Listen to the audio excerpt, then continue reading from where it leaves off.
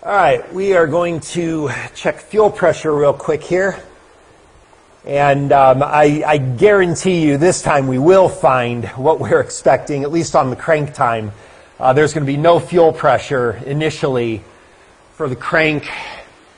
And my guess is because of bad check valve, just simply because of the way the engine runs once it warms up. So still not sure what the deal is with that, but we're going to focus here on this gauge. Yeah, no fuel pressure. There, it's building up a little bit. And again, the engine is just not working very well, but we do have fuel pressure now. Let's see what happens when we turn this off. I expect it's going to just tank. And it does.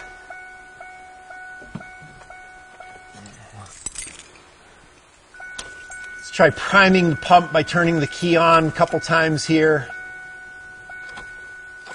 And that pump is very non-responsive right now.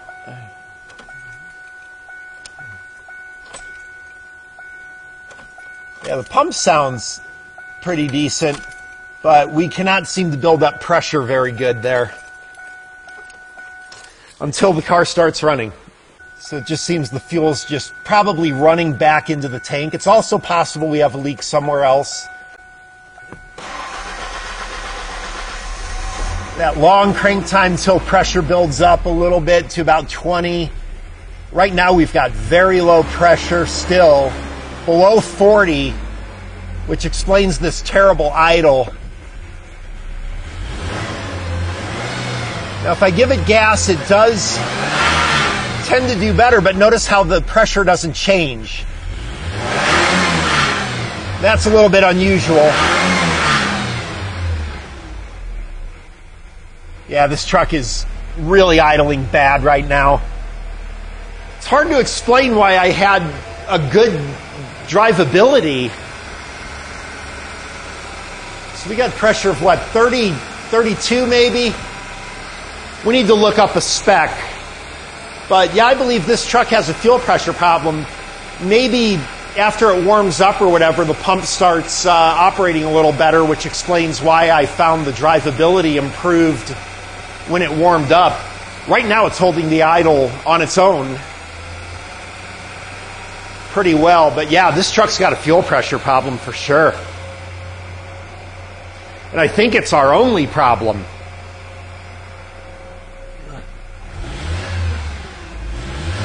Yeah. When I hit the gas pedal right now, the truck stumbles terribly. So that explains why I had the low power on the test drive initially. And my guess is at some point this fuel pressure is going to increase a little bit. But right now the performance is pretty bad. Yeah, let's go get a spec. All right, we can see here normal fuel pressure, 35 to 40 psi. We are below that, but not by a huge amount. All right, a little bit interesting here. Normally, of course, we expect fuel pressures in the 55 to 60 range. I looked up the spec and it actually said 35 to 40 psi. So we're not that much under the spec, but we are definitely under it. And also we are way under it during cranking and priming. So it does appear that that fuel is leaking back either through the check valve or possibly through something else. Could be through a fuel injector as well. I highly doubt that. Several reasons for that, but not the least of which is because I don't smell any fuel coming out of the exhaust. Things like that. We're in the garage. The garage would have filled with a very acrid smell by now if it was leaking through the injectors. But we have some ways of testing that. Could also be fuel pressure regulator problem we've got going on here. So we definitely need to do some things. But the one thing for sure, we have an absolute definitive direction, not quite a full diagnosis yet, but we know there is a fuel problem with this truck at the very minimum that's causing the cranking problem. So most likely bad check valve, I'm thinking, if you're not familiar. The check valve, the reason why when you start your fuel-injected car and it starts right up every time without having to build up fuel pressure is there is a valve that maintains that fuel pressure when the engine is at rest, so that you have fuel pressure right when you start up. When that check valve fails, the fuel just empties right into the tank. We see evidence of that because the fuel pressure drops the instant the pump stops running. So at the very minimum, we've got that. Bad check valve will not affect drivability, though, because the fuel pressure is not maintained by a check valve. It's actually maintained by the fuel pressure regulator for while the engine's running. So the fact that the fuel would just rush past the check valve is irrelevant during engine running. So we do still have some variables with the drivability issue with this car. Crank problem definitely is because of that no fuel pressure. Now, one thing, if you noticed, is that if nothing else in the first video, we absolutely reaffirmed what I always say: don't make diagnoses off of symptoms.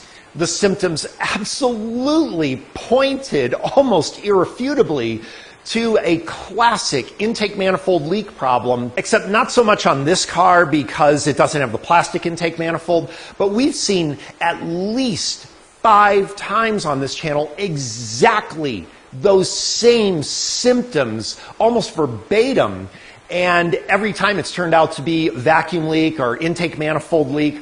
That is not the case right now. So you, again, can very often, and actually very often, more than that, almost always, you can have multiple symptoms for different problems, and that is what happened here. We do not have a vacuum leak issue on this vehicle, at least as far as what's causing our drivability symptoms. I do believe it's all going to be fuel related at this point, but if we were to do things like go in and change an intake manifold just on that symptom, well, we would have found that the car would have ran the same afterwards. The other thing is, notice we never even used the scan tool yet. Now, we still have to. While I know this is going to be a fuel problem, and ultimately if we find that this is a bad fuel pump, before doing any of that, we still need to get our baseline data so that we can see, after fixing it, the quantitative changes we have made. We don't just want the qualitative changes with better idle, maybe it drives better. We want to have quantitative changes so that we can make sure that we don't get a comeback on this car for some other issue, either related or unrelated. So what we are going to do now, I need to make sure that this is not something where it's leaking outside of the engine or in the fuel injectors or something, that this is a check valve leak at the very minimum. So what we're going to do for that, I'm going to try to find a return line for the fuel back to the tank, and we're going to clamp that return line. That takes the check valve out of the equation. Now when we prime it, we should see a couple things. First of all, we should see the pressure maintain. And the second thing is that the pressure should be higher if we do that as well. So let's see what happens. All right, so we got the fuel filter right here. The incoming line is always going to have fuel filter on it. Got a return line right here back to the tank. It's rubber, so I'm okay to clamp this off. I wouldn't do this, obviously, if it was a metal line or actually even a plastic line, especially with the age of this vehicle. In that case, I would disconnect the line and block it off somehow. But what we're going to do is pinch that line. There we go, and this should dramatically change things. So this is going to give us our diagnosis here. Again, without even using the scan tool. The scan tool we're actually not using for the diagnosis here. We're using the scan tool basically for the baselines, just to make sure that we make significant enough changes that we can guarantee we don't get a comeback. So we're actually not doing diagnostics with the scan tool today.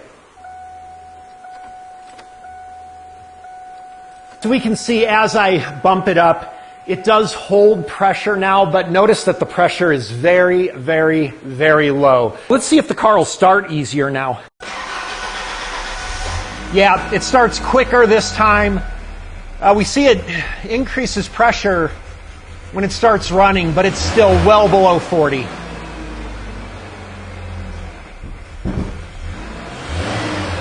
There are a couple of misfires there. Barely holding an idle.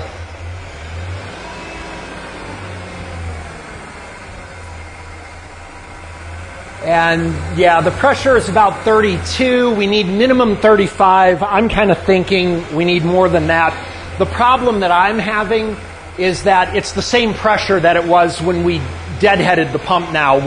This fuel pressure should be much higher now, and it's not. And this is indicating a bad fuel pump. All right, well, we are making progress now with our old school methods here. So you guys are like, well, this guy, he's not do-it-yourself, he has a $1,000 scan tool. Well, first of all, my scan tool's not near $1,000, but also we never even used a scan tool here, and we're gonna have a definitive diagnosis. So, again, most people would have just replaced plugs and wires in this thing anyway.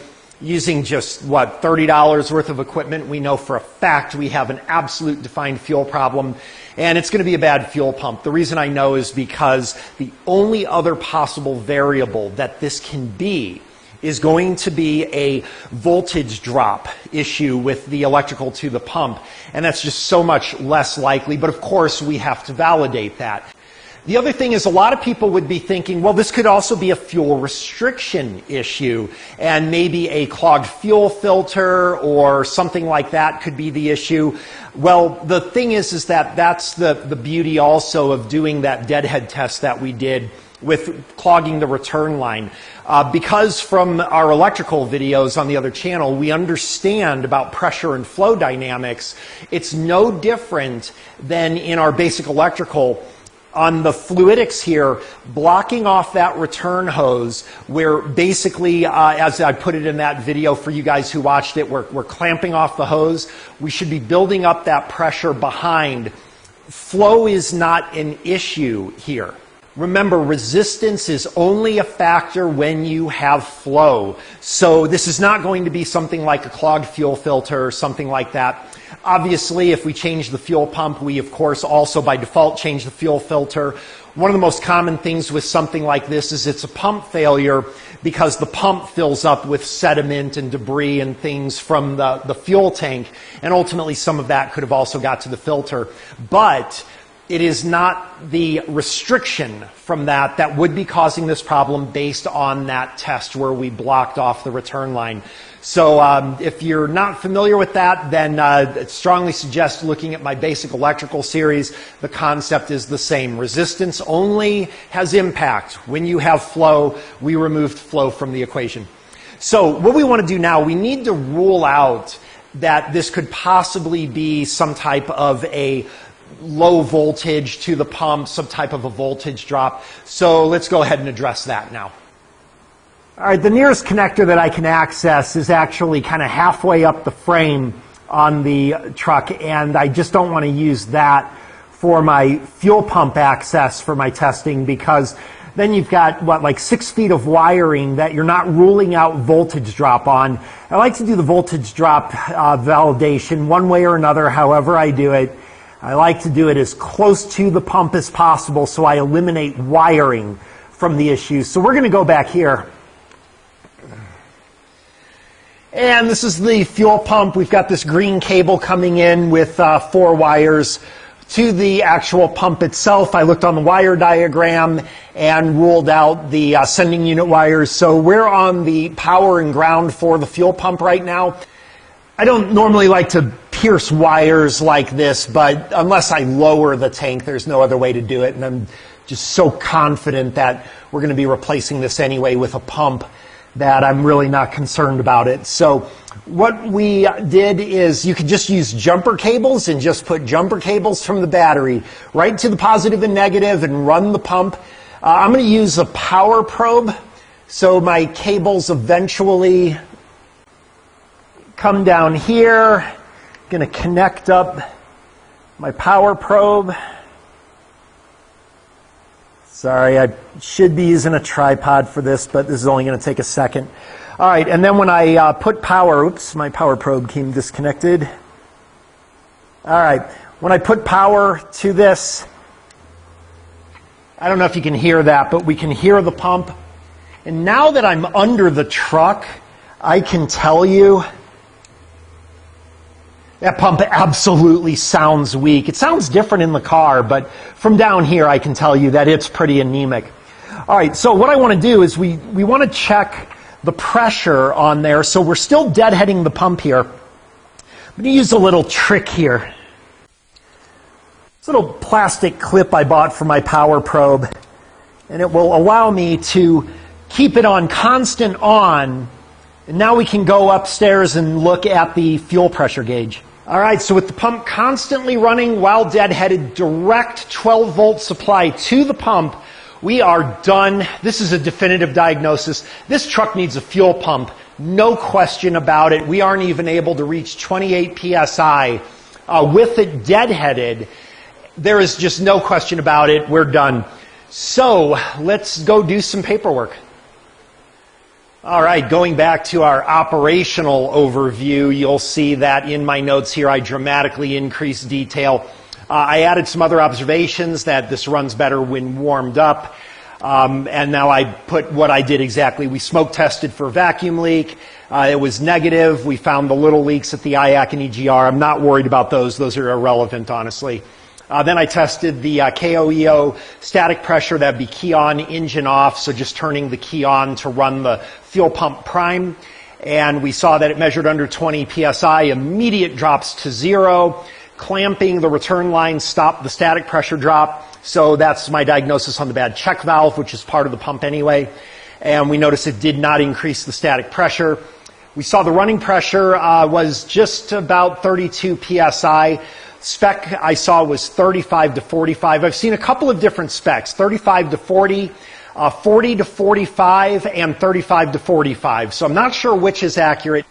But the main thing is that the last thing, putting 12 volts to the dead-headed pump produced under 20 PSI again. This is a bad fuel pump. This is not a voltage drop issue. You can also hear that the pump is clearly not fully operational as well. Now I've left behind for some fuel trim data so that we can put some quantitation to our before and after. And also we see the parts we'll need as a fuel pump and filter. I will later look up costs of that, and we'll talk with Liz about how we're going to work out some fair payment. So we still need now to get our quantitative data, and also we kind of have an idea what we're going to be looking for here. We're going to definitely have high fuel trim values, no question in my mind about that. Also, if we drive the truck, which I believe we will, we should see that when we go wide open throttle, the O2 sensor should go lean instead of the normal going rich. At the very minimum, they may even just stay the same, your front O2 sensors. We still may just see the oscillation. If we don't see them go rich, either way, it's insufficient fuel delivery, whether we see them maintain oscillation or more likely going lean on that graph. Either way, that's insufficient fuel problem. They should go rich at wide open throttle. I don't think we're going to see that, even though when I did punch the gas pedal on our test drive, it felt like the truck responded pretty well. But again, that's perception. The numbers won't lie. I don't know that I will be able to do a fuel pump this weekend, though. I certainly don't think I'll be able to do it, actually. So let's get our baseline numbers, and then maybe sometime in the future when I replace the pump, we will go ahead and do a comparison, show the validation on how I know for a fact that this is going to fix the truck. And maybe we'll find some other things wrong with this old truck as well. So let's go ahead and hook up the scan tool, and we already have a pretty good idea of what we should find. All right, guys, we're going to go ahead and get our baseline data now. So you'll see I've already got another car that I got to work on. So I won't be able to do fuel pump today, but we are going to find evidence that we're on the right track for this fuel pump. So let's go over to PCM here. I want to pull some codes. We don't have check engine light on, as you can see. The bulb does work. I know that because by habit, when I first start a car, I always do a bulb check. We'll go ahead and do that now. I'm going to turn it off, turn it on. There's our check engine light right there. And we can see when I start the car, it does turn off. So it's kind of impressive we don't have a check engine light as bad as this thing is running. I do have it warmed up, so it's holding the idle on its own again, but it is idling pretty bad. All right. Okay, and look at that. We do have a lean code as expected, so that's pretty cool. We have a pending lean code, though. The reason being because we can see we've got this P1000. So obviously they must have had a dead battery or something before they brought it over, or maybe they tried to clear codes or something before. So I'm pretty sure because this car has been sitting a long time, they had the jump started or whatever before they got it to my house. So we do have the pending code. That'll turn into a hard code, I'm sure, before long. And let's go ahead and get out of there. That's good to see, because I was really wondering how we didn't have check engine light on as bad as this is running, and that explains it. Let's go to our live data here. Trying to get this engine to smooth out. It is really idling bad. It's a little smoother now. All right, so what I want to do is get some fuel trim data. And seems like we should have some misfire counts for sure, but it isn't tabulating any. All right, let's see what we've got here that I am interested in. We've got fuel pump fault, no fault. I think that's just going to be an electrical fault if that flags. There's our O2 sensor data. We definitely want that. Little misleading here because you've got your bank 2s shown here. I believe we're just going to have, sometimes on a straight engine you can still have 2 banks, but I'm interested in our oxygen sensor, bank 1, sensor 1. I think we'll also get bank 2, sensor 1, just so I can see catalyst activity. I don't want lean rich, I want voltage on that.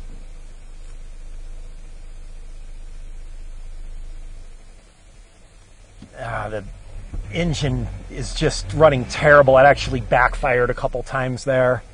Do we have injector fault? No, that's 5 and 6 because we only have 4 injectors. That would have been exciting. There's our fuel trim. We'll get long-term trim. Let's get our short-term trim. Quite honestly, I think that's actually all we need. I'm going to go ahead and get vehicle. No, I don't want vehicle speed. I want throttle position.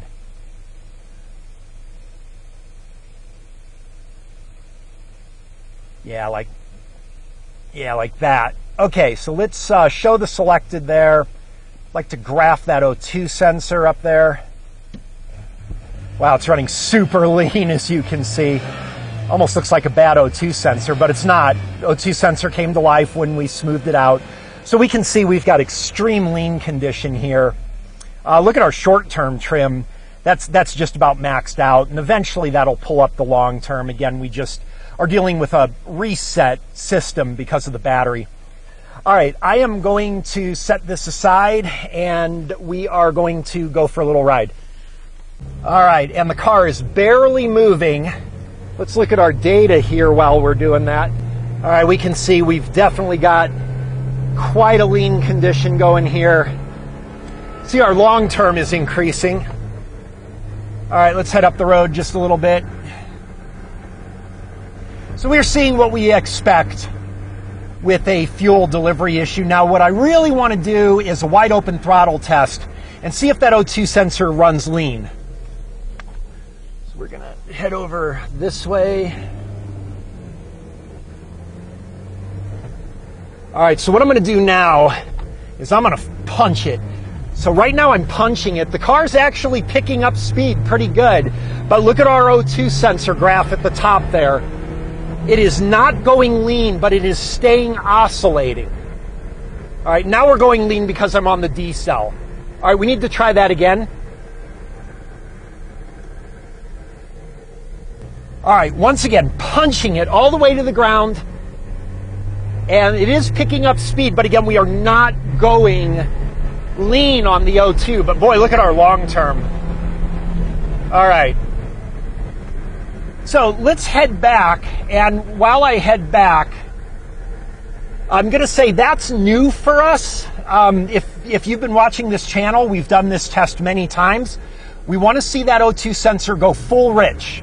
And it did not, as you see, but what it did do is it maintained its regular oscillation. That is a new one. We haven't seen that before.